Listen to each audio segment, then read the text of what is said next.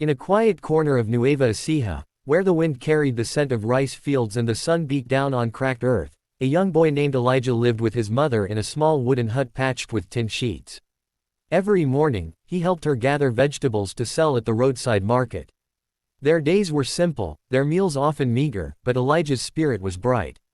He carried his father's old guitar wherever he went, a weathered instrument with a broken string that still managed to sing the songs of his heart.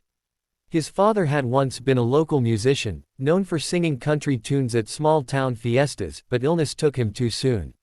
The guitar was all that was left, and Elijah treated it like a sacred relic, strumming it even when there was barely enough light to see. At the market, while his mother called out to customers, Elijah would sit on an overturned crate and sing. His voice was soft but carried a warmth that stopped people in their tracks. Farmers, tricycle drivers, and schoolchildren would pause, listening as he sang about love, hope, and the dreams of the poor. One evening, as the sky turned orange, a stranger with a camera phone recorded Elijah's performance. He didn't think much of it, only smiling shyly when the man thanked him and walked away. But days later, something extraordinary happened. A neighbor ran to their hut shouting, "Elijah! You're on the internet." The video had gone viral, spreading across social media platforms, drawing millions of views. People from all over the Philippines were commenting, calling him the country angel. Elijah's mother cried tears of joy, though she didn't fully understand the magnitude of it. All Elijah knew was that people far away were hearing his voice. For the first time, he felt his father's dream living through him. One morning, while Elijah was helping his mother cook rice over a small charcoal stove, a call came from an unknown number. The voice on the other end introduced herself as a producer from Manila's Got Talent. They had seen his video and wanted him to audition for the 2025 season. Elijah dropped the spoon he was holding, his heart racing with disbelief. Manila felt like another world to him, a place for rich people and dreamers, not for a poor boy from the province. But his mother placed her hands on his shoulders and said softly, "Maybe this is God's way of opening a door for you." In the following days, their entire village came together. The tricycle driver offered free rides. The store owner donated a bus ticket. A neighbor even cleaned Elijah's guitar, tightening the strings. The night before they left, Elijah sat outside, gazing at the stars that shimmered faintly over their small home. He whispered, "Papa, if you can hear me, I'll sing for you." His mother sat beside him, silent but smiling, knowing her son's heart was filled with something powerful, hope. When they arrived in Manila, Elijah's eyes widened. The noise, the traffic, the skyscrapers, all of it was overwhelming. He held his mother's hand tightly, afraid of getting lost. The audition venue was massive, filled with hundreds of contestants. Some were dancers, some magicians, and some professional singers. Elijah, wearing his faded shirt and old slippers, felt out of place. But he remembered his father's words, "Music isn't about where you come from, it's about what's inside you." That night, before the audition, Elijah stayed awake in their small rented room. He practiced his song quietly, strumming the same guitar that once echoed through their little village. He could almost hear his father humming along. With every note, his nerves faded, replaced by determination. As dawn broke, he looked out at the rising sun over Manila and whispered, "Tomorrow, I'll sing not for fame, but for home." The next day, he stepped into the audition hall, unaware that his life was about to change forever. The day of the audition arrived, and Elijah could hardly breathe as he stood in the long line of contestants waiting for their turn. Around him were singers dressed in polished clothes, makeup artists fixing their clients' hair, and cameramen capturing behind-the-scenes moments. He felt small, clutching his father's old guitar like it was his only shield in the world. When his number was finally called, he stepped onto the bright stage, his knees trembling. The judges sat before him, 4 of the most famous names in Philippine entertainment. Their faces looked serious, their eyes fixed on the shy boy in tattered jeans and a hand-me-down shirt. The host asked for his name, and his soft voice echoed through the microphone. "I'm Elijah from Nueva Ecija," he said nervously. One of the judges smiled kindly and asked what he would sing. He swallowed hard, then replied, "A song I wrote for my father." The lights dimmed, and the hall went silent. Elijah closed his eyes, strummed the guitar gently, and began to sing. His song, titled, "Old Guitar, New Dreams," told the story of a boy who carried his father's spirit in music. Each line was soaked in emotion, his voice trembling at first but growing stronger with every note. The audience listened as if under a spell. By the chorus, people were wiping tears from their eyes. The melody wasn't perfect, but the truth in his voice cut straight to the heart. When he finished, there was silence for a brief second, then the entire hall erupted into applause. The youngest judge, visibly moved, pressed the golden buzzer. Gold confetti rained down as Elijah stood frozen, his eyes wide in disbelief. His mother rushed to the stage, embracing him tightly as tears streamed down her face. The judges stood and clapped, one saying, "You just reminded us what music is supposed to feel like." That moment became an instant viral sensation, watched by millions around the world. Elijah, the poor country boy from nowhere, had just earned a golden ticket to the live shows. After the audition, his life changed overnight. Television crews came to their village to interview him.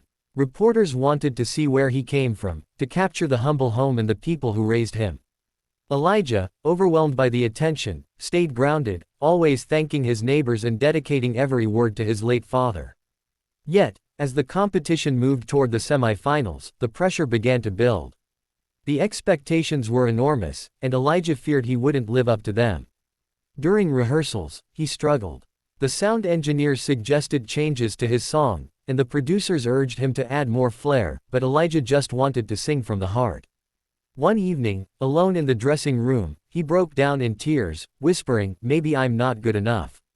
Just then, a familiar voice came from behind. It was Mang Tonyo, an old man from his village who had traveled to Manila just to support him. The old man placed a hand on Elijah's shoulder and said, "You don't need to sing louder, boy. You just need to sing true." Those simple words reignited something inside him. When the semi-final night arrived, Elijah stood backstage, hearing the roar of the crowd. He walked out slowly, the spotlight catching his face. This time, he sang a new song called "Mama's Hands," a heartfelt country ballad dedicated to his mother, whose sacrifices built his dreams. The lyrics painted images of a woman's hands washing clothes by the river, cooking over a fire, and holding her son through every storm. His mother watched from the audience, crying silently, her hands pressed to her heart. The performance ended with thunderous applause and tears from all four judges. One of them whispered into the microphone, "Elijah, your voice heals people."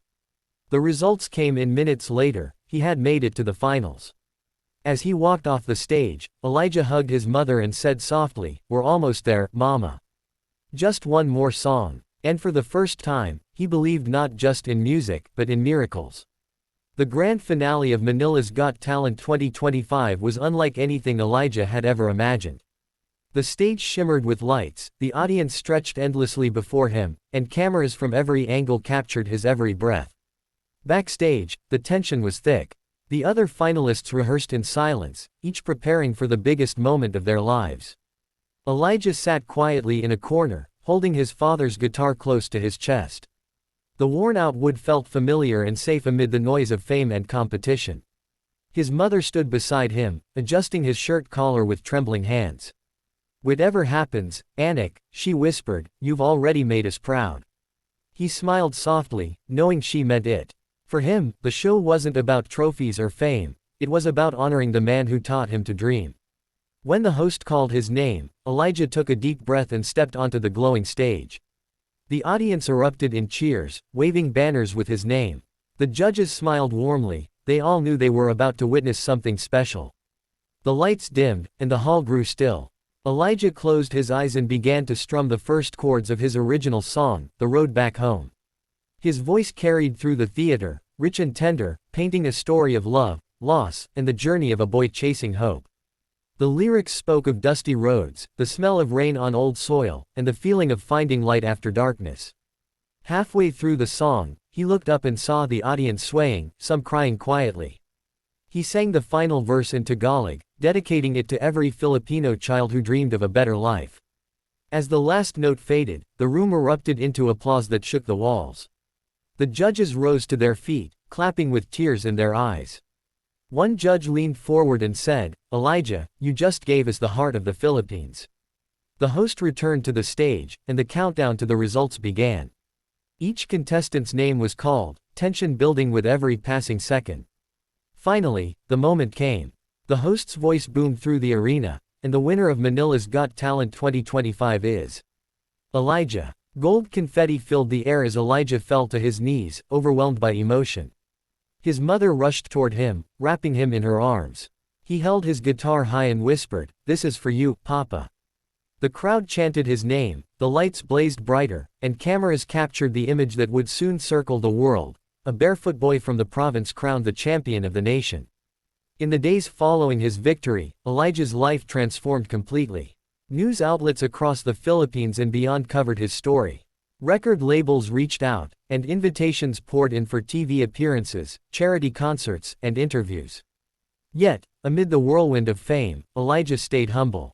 He moved his mother into a small but comfortable home in the city and began recording his first album. His songs, all inspired by his life in the countryside, resonated deeply with people from every walk of life. His single, "The Road Back Home," climbed the charts and became a symbol of hope for struggling dreamers everywhere. But Elijah never forgot where he came from. Months later, after his first concert tour, he returned to Nueva Ecija. The village welcomed him like a hero, cheering as he stepped off the bus with his mother.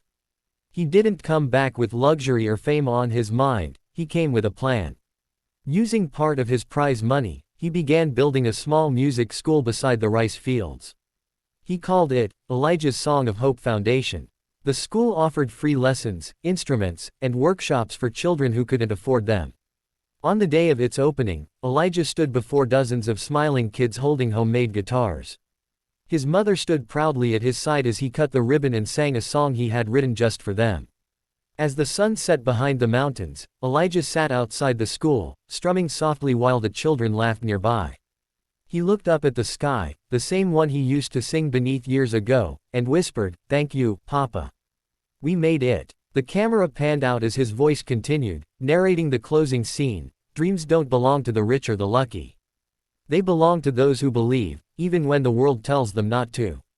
The final image faded to black with the sound of his gentle guitar, echoing a promise that would live on in every note he played.